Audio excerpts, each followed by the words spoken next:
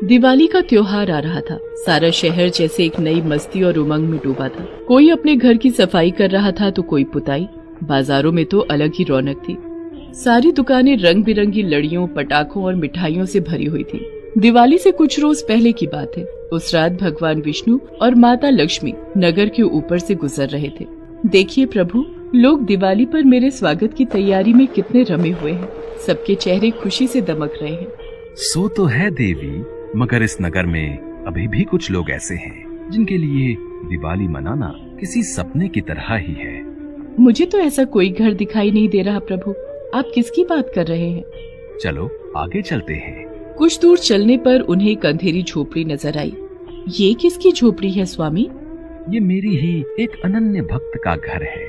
इस घर की मालकिन एक गरीब विधवा बुढ़िया है। 2 साल पहले एक भयानक बीमारी ने इसके पति और बेटे को इससे छीन लिया था, लेकिन इतना होने पर भी मुझ में इसकी आस्था कम नहीं हुई। ये आज भी मेरा नाम जपती है और अपनी शरण में आए हर दीन दुखी की मदद करती है।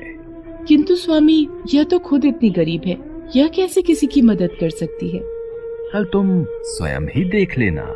अगले दिन भगवान विष्णु और माता लक्ष्मी तोते का रूप लेकर उस बुढ़िया के पास पहुँचे। उस दिन बुढ़िया के पास खाने को बस मुट्ठी भर चने ही बचे थे। जैसे ही उसने उन्हें खाना चाहा, वहाँ तोते के रूप में विष्णु और लक्ष्मी आ गए और टेटे करने लगे। भूख लगी है, मेरे पास तो आज यही मुट्ठी भर चने हैं, बस लो, इनमें से आधा तुम ले लो और बाकी मैं खा लूंगी। भगवान श्री हरि ने इन चनों पर मेरे साथ साथ तुम्हारा भी नाम लिखा है। इतना कहकर बुढ़िया ने आधे चने उन तोतों के सामने डाल दिए और बाकी आधा खुद खाकर पानी पी लिया। माता लक्ष्मी उसका ये त्याग देखकर पसीज गई। निश्चय ही यह स्त्री एक सच्चे हृदय वाली आपकी अनन्य भक्त है।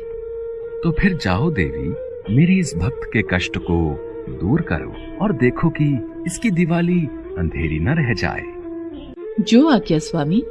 इतना कहकर माता लक्ष्मी वहाँ से अंतर्ध्यान हो गई। दिवाली से ठीक 3 दिन पहले बुढ़िया अपनी झोपड़ी में भगवान विष्णु की मूर्ति के सामने प्रार्थना कर रही थी। हे प्रभु, बस 3 दिन रह गए हैं दिवाली को। घर में एक फूटी कौड़ी भी नहीं है। इस दिवाली क्या गरीब की कुटिया अंधेरी रखोगे प्रभु? अभी बुढ़िया ये बोल ही रही थी कि बाहर से एक आवाज आई। ओ अम्मा, जरा बाहर तो आ। बुढ़िया बाहर आई तो देखा कि एक 10 से 12 साल की लड़की उसके दरवाजे पर खड़ी है। लड़की देखने में इतनी सुंदर थी कि बुढ़िया चाहकर भी अपनी नजर उस पर से नहीं हटा पा रही थी। कौन हो बेटी तुम? कहाँ से आई हो? देखने में तो तुम साक्षात देवी का रूप लग रही हो। मेरा नाम लक्ष्मी है। मेरा इस दुनिया में कोई नहीं है। क्या मैं कुछ दिन तुम्हारे साथ रुक सकती हूँ? कुछ दिन क्यों बेटी, तू जब तक चाहे यहाँ पर रह। कितनी खुशकिस्मत हूँ मैं जो दिवाली से पहले लक्ष्मी मेरे यहाँ आई है। फिर वो लक्ष्मी को लेकर अंदर आ गई। तू भी क्या सोचती होगी कि कहाँ आ गई? तुझे खिलाने के लिए आज तो मेरे पास मुट्ठी भर दाने भी नहीं है। क्या करूँ बेटा, काम धंधा बिल्कुल चौपट हुआ पड़ा है। नहीं तो एक समय ऐसा भी था कि दिवाली इस घर में रौनक लेकर आती थी। कोई बात नहीं अम्मा, मुझे तो अभी भूख भी नहीं लगी। अच्छा बता तो सही, तू क्या काम करती है? मैं कुम्हारिन हूँ बेटी। मिट्टी के दिए बनाकर बाजार में बेचती हूँ। बिजली की रंग बिरंगी झालरों का जमाना है, उनके सामने मिट्टी के दियों की क्या औकात। मगर आजकल लोग मिट्टी के दिए ना के बराबर ही खरीदते हैं। हाँ, दिवाली के बस 3 दिन रह गए हैं और मेरा एक भी दिया नहीं बिका है।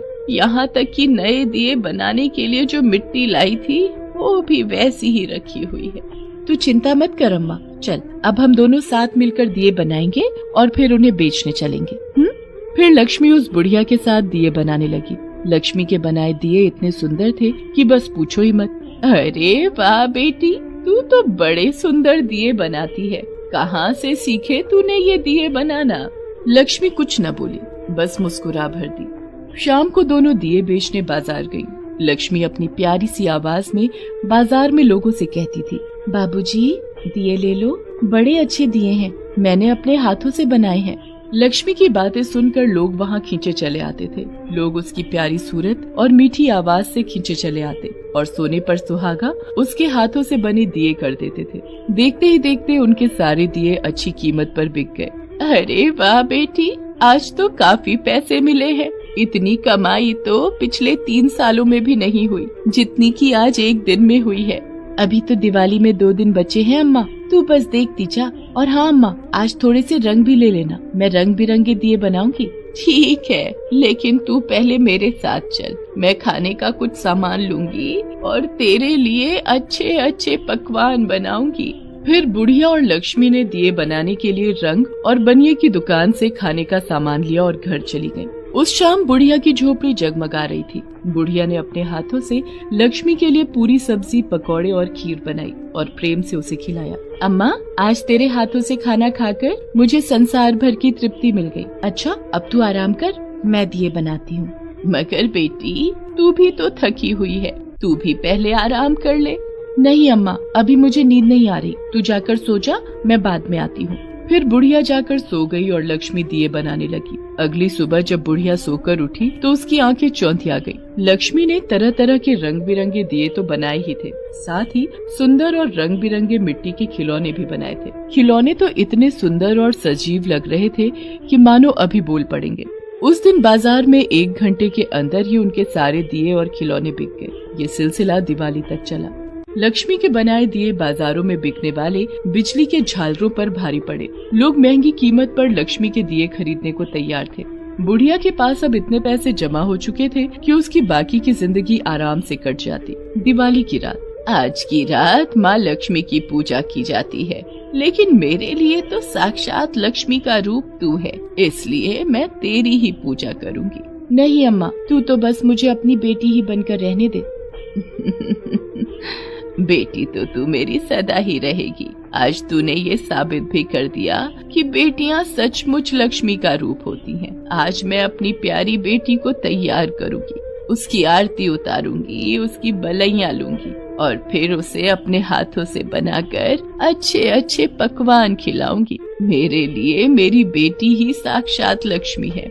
इसके बाद बुढ़िया ने लक्ष्मी को तैयार किया, उसका श्रृंगार किया, उसके माथे पर कुमकुम लगाया, उसके पैरों में महावर लगाया। तैयार करने के बाद उसकी आरती उतारी और फिर अपने हाथों से बने पकवान उसे खिलाए। जहाँ सारा संसार लक्ष्मी की मूर्ति और फोटो की पूजा कर रहा था, वहीं बुढ़िया साक्षात लक्ष्मी की पूजा कर रही थी। दिवाली की अगली सुबह जब बुढ़िया जगी तब उसे लक्ष्मी कहीं दिखाई नहीं दी, बस भगवान विष्णु की छोटी सी मूर्ति के चरणों में दिया जल रहा था। बुढ़िया को समझते देर न लगी कि लक्ष्मी स्वयं माता लक्ष्मी का ही रूप थी, जो उसकी दिवाली रोशन करने आई थी।